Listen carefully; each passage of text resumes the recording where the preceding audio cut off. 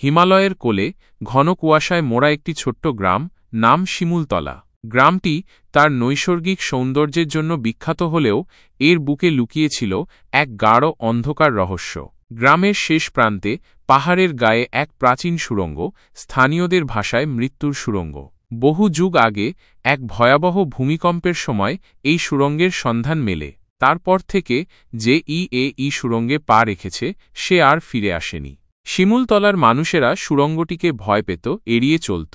তাদের বিশ্বাস ছিল সুড়ঙ্গটি অভিশপ্ত, সেখানে অশুভ আত্মার বাস। কিন্তু কিছু দুঃসাহসী মানুষ কিংবদন্তির সত্যতা যাচাই করতে সুড়ঙ্গে প্রবেশ করার চেষ্টা করেছিল, এবং তাদের পরিণতিও একই হয়েছিল, চিরকালের জন্য হারিয়ে যাওয়া। এই রকমই এক দুঃসাহসী যুবক অনির্বাণ, একজন প্রত্নতত্ত্ববিদ, প্রাচীন রহস্য উন্মোচনে যার অদম্য আগ্রহ।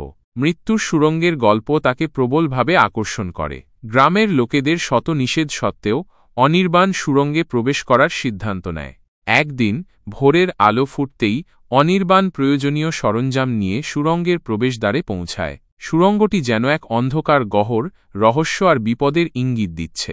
অনির্বাণ গভীর শ্বাস নিয়ে সুড়ঙ্গের ভেতরে পা বাড়ায়।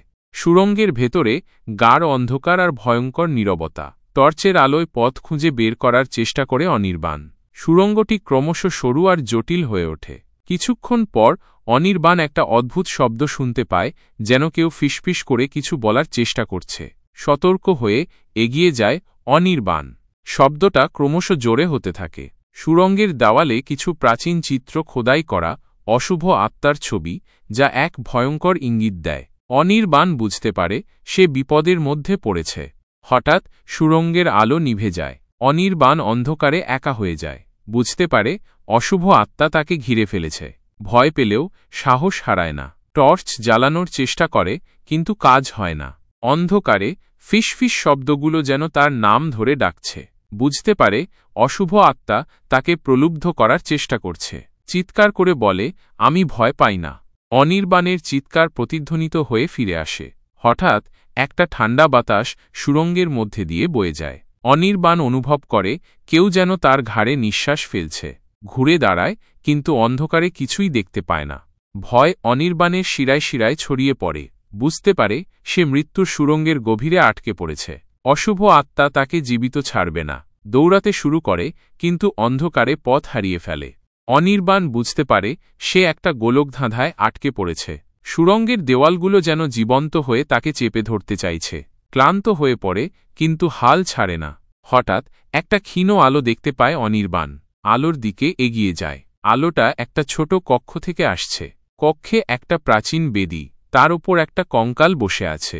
কঙ্কালটা যেন অনির্বাণের দিকে তাকিয়ে হাসছে। অনির্বাণ বুঝতে পারে সে মৃত্যুর সুড়ঙ্গের কেন্দ্রে পৌঁছেছে। কঙ্কালটা অশুভ আত্মার প্রতীক। বুঝতে পারে তাকে এই আত্মার মোকাবিলা করতে হবে। অনির্বাণ বেদিটার দিকে এগিয়ে যায়। দেখে বেদির ওপর একটা প্রাচীন ছুরি রাখা, রক্তে মাখা। ছুরিটা তুলে নেয় অনির্বাণ। কঙ্কালটা নড়াচড়া করতে শুরু করে। ধীরে ধীরে অনির্বাণের দিকে এগিয়ে আসে। অনির্বাণ ছুরিটা শক্ত করে ধরে। বুঝতে পারে এটাই তার শেষ সুযোগ। কঙ্কালটা অনির্বাণের উপর ঝাঁপিয়ে পড়ে। অনির্বাণ ছুরিটা দিয়ে কঙ্কালের বুকে আঘাত করে। কঙ্কালটা চিৎকার করে ওঠে, ধুলোয় মিশে যায়। অনির্বাণ হাঁপাতে থাকে। বুঝতে পারে সে অশুভ আত্মাকে পরাজিত করেছে, কিন্তু জানে মৃত্যুর সুড়ঙ্গের রহস্য এখনও উন্মোচিত হয়নি। কক্ষ থেকে বেরিয়ে আসে অনির্বাণ, সুড়ঙ্গের প্রবেশদ্বারের দিকে হাঁটতে থাকে। যখন সুড়ঙ্গ থেকে বের হয়, ভোরের আলো ফুটতে শুরু করেছে। বুঝতে পারে সে সারারাত সুড়ঙ্গে ছিল। অনির্বাণ গ্রামে ফিরে আসে। গ্রামের লোকেরা তাকে দেখে অবাক হয়ে যায়। তারা ভেবেছিল সে আর কখনো ফিরে আসবে না। অনির্বাণ গ্রামবাসীদের মৃত্যুর সুড়ঙ্গের অভিজ্ঞতা সম্পর্কে বলে, সতর্ক করে যাতে কেউ আর কখনো সুড়ঙ্গে প্রবেশ না করে। অনির্বাণের অভিজ্ঞতা গ্রামবাসীদের মনে গভীর প্রভাব ফেলে। তারা বুঝতে পারে মৃত্যুর সুড়ঙ্গ একটা ভয়ঙ্কর স্থান, যা মানুষের লোভ আর সাহসের পরীক্ষা নেয়। অনির্বাণ মৃত্যুর সুড়ঙ্গের রহস্য উন্মোচন করেছিল, কিন্তু সে জানত এই রহস্যের গভীরে আরও অনেক অন্ধকার লুকিয়ে আছে। অনির্বাণ সুড়ঙ্গের ভেতরের বিভীষিকা মনে করে শিউরে ওঠে। সেই শীতল বাতাস, ফিসফিস শব্দ আর কঙ্কালের হাসি যেন তার মনের গভীরে গেঁথে গেছে। সে জানে এই অভিজ্ঞতা তাকে চিরকালের জন্য বদলে দিয়েছে। গ্রামের মানুষজন অনির্বাণকে শ্রদ্ধা জানায়, তাকে বীরের মর্যাদা দেয়। কিন্তু অনির্বাণ জানে সে কোনো বীর নয়, সে শুধু এক সাধারণ মানুষ যে অশুভ শক্তির মুখোমুখি হয়েছিল। সে বুঝতে পারে প্রকৃতির রহস্যের সামনে মানুষ কত অসহায়। অনির্বাণ সিদ্ধান্ত নেয় সে আর কখনও এমন দুঃসাহসিক অভিযানে যাবে না। সে চায় গ্রামের মানুষজন শান্তিতে থাকুক, মৃত্যুর সুড়ঙ্গের ভয় থেকে মুক্তি পাক।